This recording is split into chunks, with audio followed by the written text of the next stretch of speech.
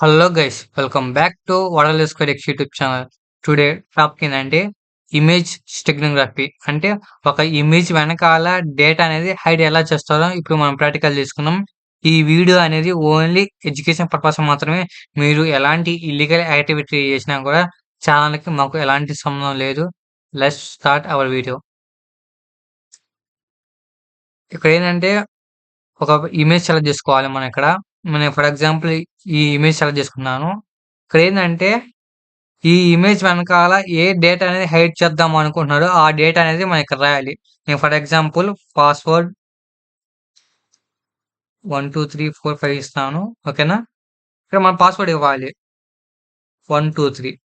ఇక్కడ hide text in image ఉందా, దీని మీద క్లిక్ చేయండి. చేసిన తర్వాత అంటే మనకి ఒక ఇమేజ్ డౌన్లోడ్ అయిపోద్ది. సేమ్ ఇదే ఇమేజ్ ఇక్కడ డౌన్లోడ్ అయిపోద్ది.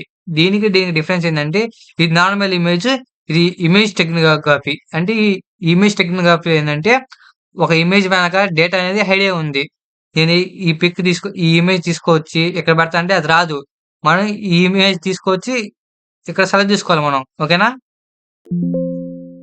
నేను సెలెక్ట్ చేసుకున్నాను.